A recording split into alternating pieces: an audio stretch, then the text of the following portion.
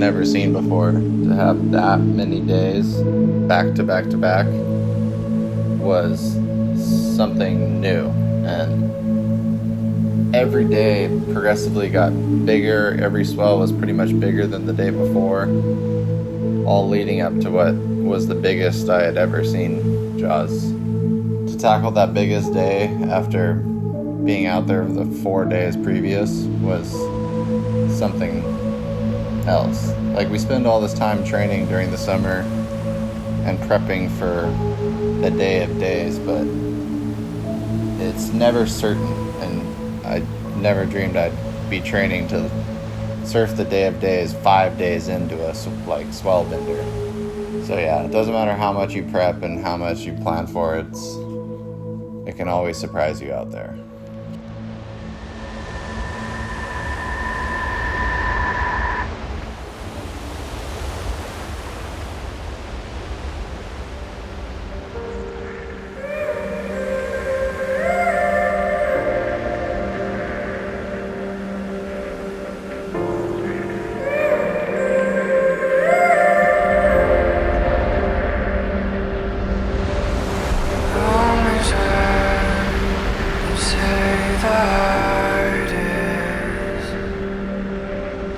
Mine's buried in the yard.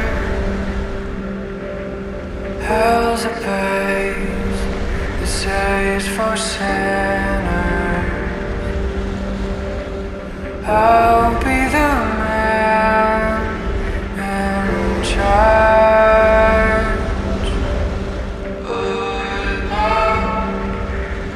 Cannot exist within the midst of it.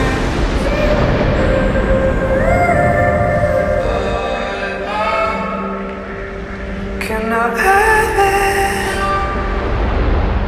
that I would quit.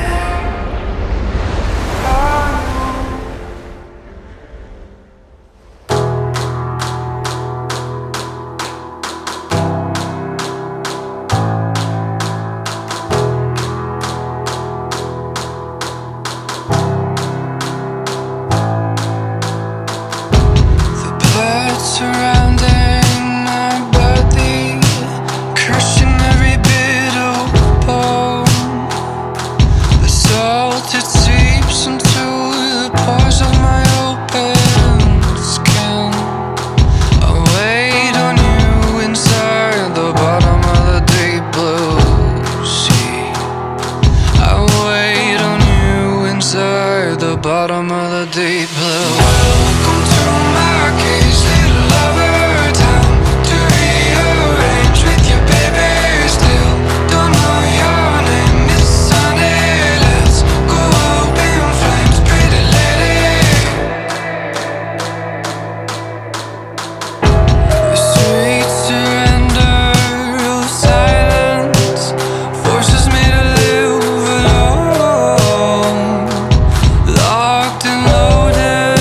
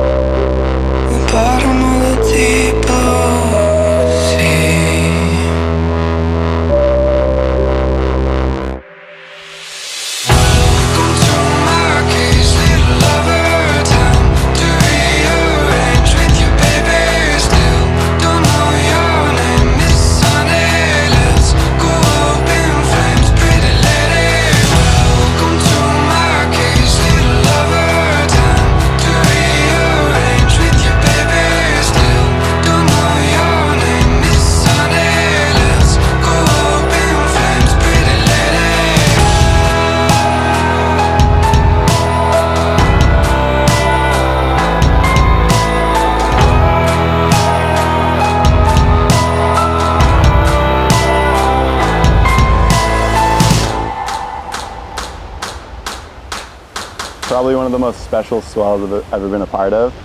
I'd just been waiting for years to get a window like that, and I really only thought it was going to be a day of glassy big surf, but lo and behold, we got 5 days of pumping swells and just perfect conditions. So I think just the patience paid off, and yeah, I didn't want to have my first experience be in the crazy Maui glass.